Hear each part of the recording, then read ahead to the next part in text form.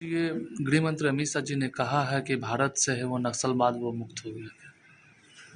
नक्सलवाद एक ऐसी गंभीर समस्या रही है जो देश के विकास में बाधक बना, समाज के गरीब तबकों को बहका करके और उनको लाल क्रांति का दिवा स्वप्न दिखाया और बिहार ने एक रास्ता दिखाया।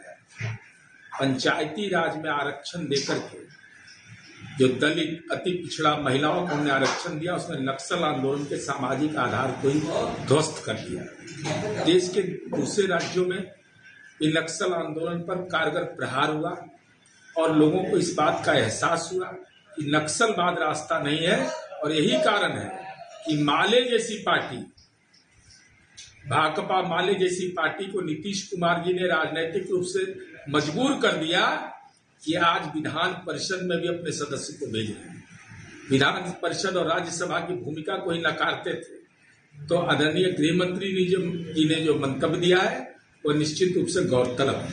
पेट्रोल डीजल का दाम में फिर से बढ़ोतरी है 90 पैसा की। ये तो स्वाभाविक प्रक्रिया है। वैश्विक संकट है, पश्चिम एशिया का संकट है।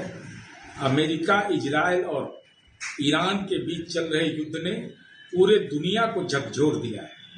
अब भारत तेल के मामले में आत्मनिर्भर है नहीं, हम आयात करते हैं, तो स्वाभाविक है जहां तेल उत्पादन हो रहा है वहीं संकट खड़ा है। तो केवल यह संकट पेट्रोलियम उत्पाद का नहीं है, बल्कि इससे कृषि उत्पाद में की बढ़ोतरी होगी। इसमें जो उत्पादन होता है विभिन्न कल कारखानों में, उसमें हमारा ज़्यादा इसकी शक्ति बढ़ जाएगी। मैंने ज़्यादा शक्ति का संदर्भ यह है कि इसमें उत्पादन का खर्च बढ़ जाएगा। तो ये चुनौती केवल भारतवर्ष के लिए नहीं, दुनिया के लिए है।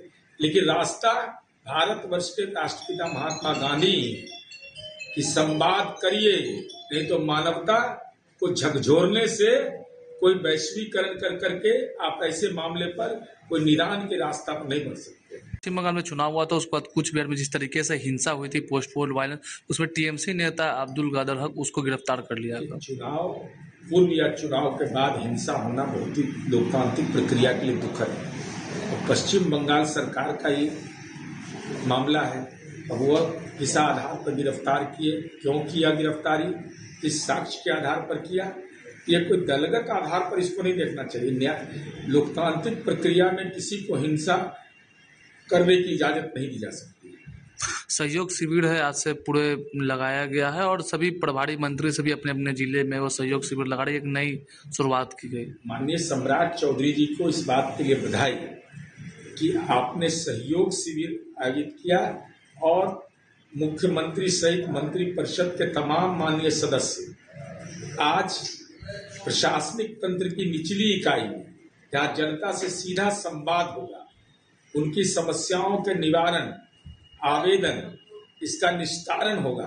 तो ये निश्चित रूप से तंत्र को ठीक किया जाना जो लोकतंत्र में चुनौती होती है।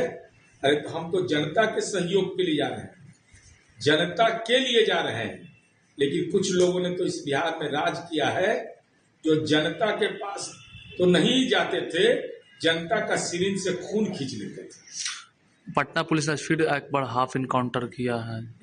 हाफ इनकाउंटर और फुल इनकाउंटर नहीं, इनकाउंटर होता है।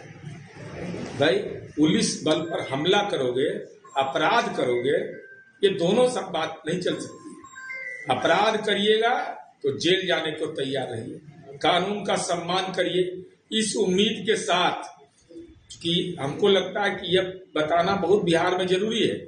लोगों के दिमाग में अपराधी सबका यह चला गया है कि अरे चलो जो हो रहा कर तो दिए, अगर गोलियों लग जाएगा तो हमको 1100 रुपया सामाजिक सुरक्षा पेंशन मिलेगा।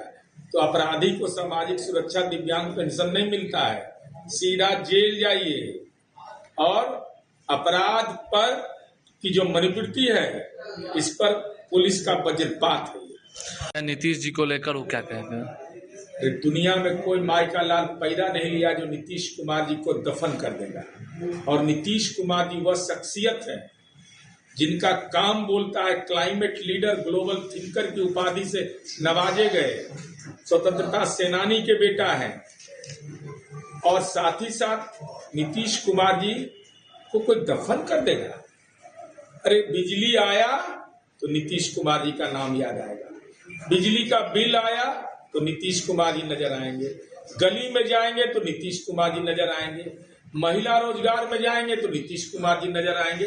तो नीतीश कुमार जी तो हर धर्म, जाति और हर पार्टी के लोगों के दिल में बसते हैं।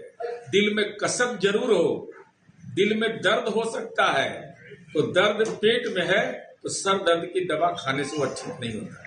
आखिर क्यों इस तरीके का वो बयान दे रहे हैं? तो वो हमारी पार्टी के सदस्य ही नहीं है, उन्होंने खुद कहा है कि मैं जनता दल यू में नहीं है।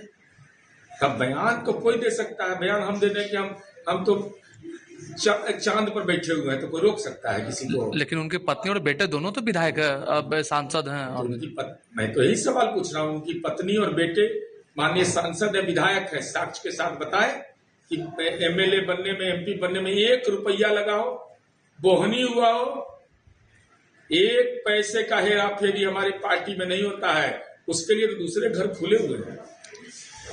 लेकिन उन्होंने तो ये भी कहा है कि उनकी सरकार बनाने में उनकी भूमिका रही। हम उस सरकार बनाने में उनकी भूमिका को नकार कहा रहे हैं। उनका कर्ज हमने सूद सहित अदा कर दिया।